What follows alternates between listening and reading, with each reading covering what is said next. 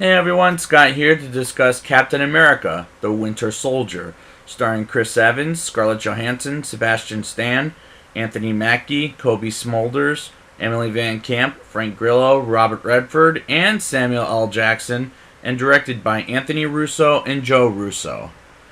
Now, there were some spoilers on that Agents of S.H.I.E.L.D. TV show. Well, not just on the Agents of S.H.I.E.L.D. TV show, but in this movie where it started it all, where Hydra is going to take over. Sorry to spoil that so early, but I'm going to talk about it when I get into the movie.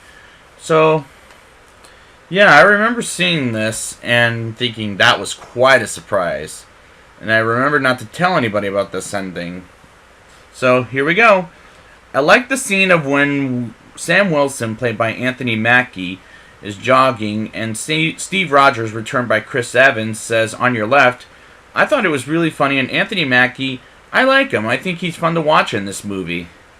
After the jog, Black Widow, returned by Scarlett Johansson, picks Steve up for a mission on the S.H.I.E.L.D. ship, and Cap, as well as Black Widow and Brock Rumlow, played by Frank Grillo, who I'll be talking more of when I get to the Purge, as well as other S.H.I.E.L.D. agents, to take down a pirate named Batroc, who's actually a Captain America villain in the comic books. And I felt that that fight was brutal to watch because the characters are hitting each other very hard.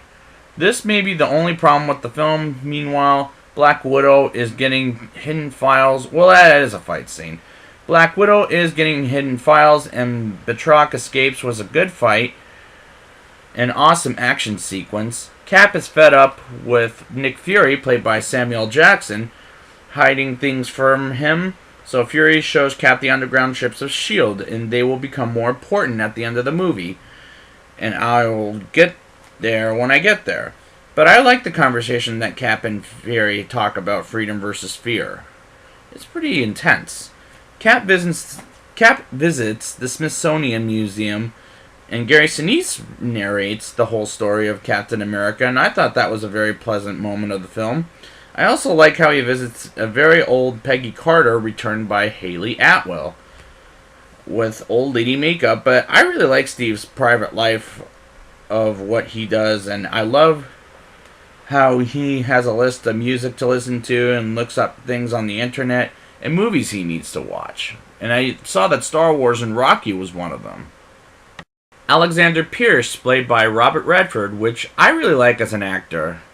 And kudos to him for not using plastic surgery, and I like his character, but Pierce is the secretary of S.H.I.E.L.D.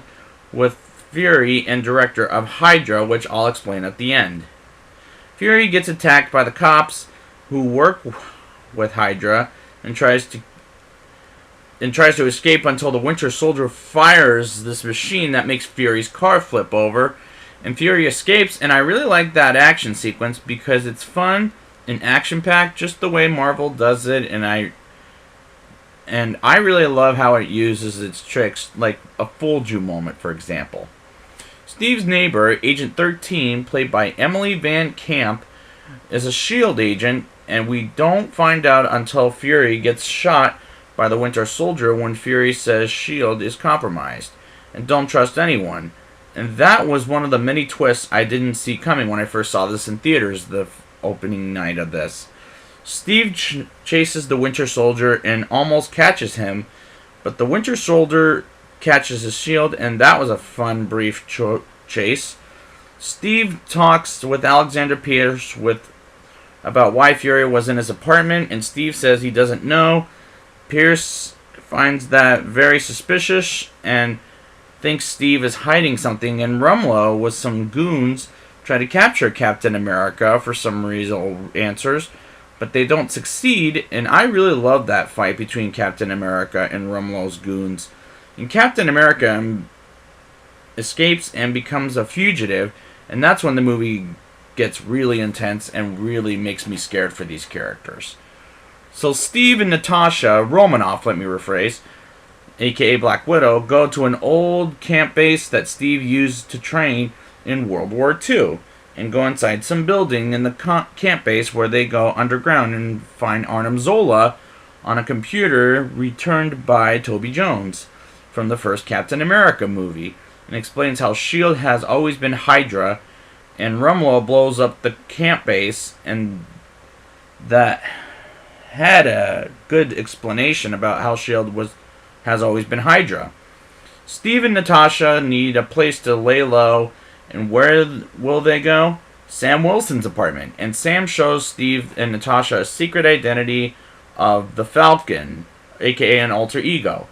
And I really like the wings he has, and at the final battle at the end. Do you guys remember Senator Stern, played by Gary Shandling from Iron Man 2? Well, he's on Hydra, and I like seeing him back in the Marvel Cinematic Universe, and to see he's really a bad guy. I like the action sequence of Captain America, Black Widow, and the Falcon versus the Winter Soldier, and it shows what a badass Winter Soldier is.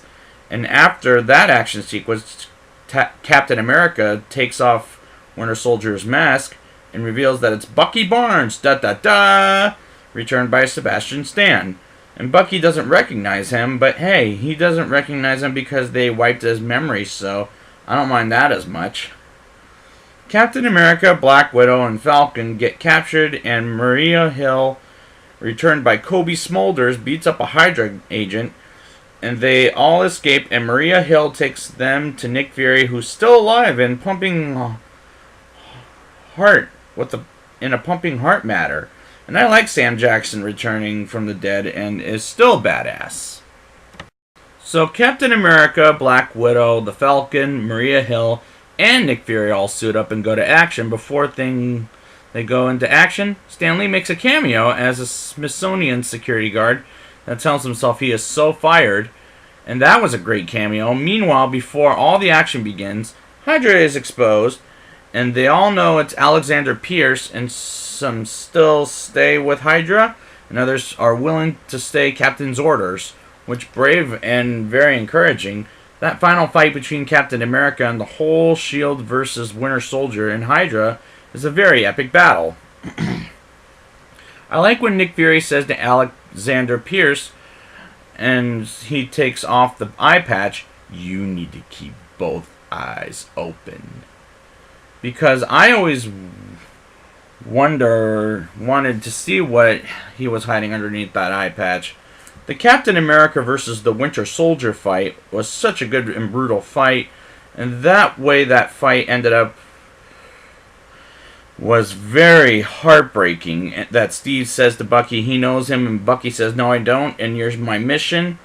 Until the one of 3 ships I brought up earlier in the show shoot each other. And I also love that Rumlow talks about how there's no prisoners in Hydra, and the Falcon says, "Man, shut the hell up." And as the two are about to punch each other, it cuts to Fury shooting Pierce after he almost kills Natasha but blows up the trigger, and that was awesome. After the fight, S.H.I.E.L.D. no longer exists and is taken over by Hydra. Nick Fury burns everything. S.H.I.E.L.D. Maria Hill starts working at Stark Industries. Agent 13 joins the CIA. Natasha tells the courthouse they're not going to arrest them because they need them. Steve and Sam start looking for the Winter Soldier, and that was a good first ending of the movie.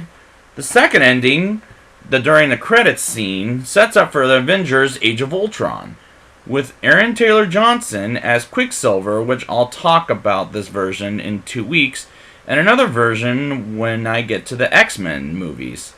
And Elizabeth Olsen as Scarlet Witch, which I'll start talking about in 2 weeks, but that was a good end credit sequence with very questionable moments. But there's one more that I absolutely love, that is the last end credit sequence, where Bucky goes to the Smithsonian and reads about Captain America and who he really is, with that intense score. I love the way that sounds, like pure evil. Now it's time for the rating. I'll give this movie a 9.0 out of 10. I really like how intense this whole film is, and I like the actors and their casting.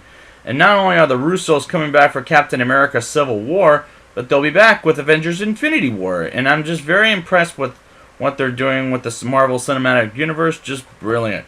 Bravo, guys. Bravo. Let's hear it from them. So I'd like to thank you guys for joining me, and next week I will be back with Guardians of the Galaxy. And before I say goodbye, thanks for watching. I hope you enjoyed it. Please be sure to subscribe, watch some more videos, and please leave a positive comment if you can on the bottom. And until next time, Avengers Assemble!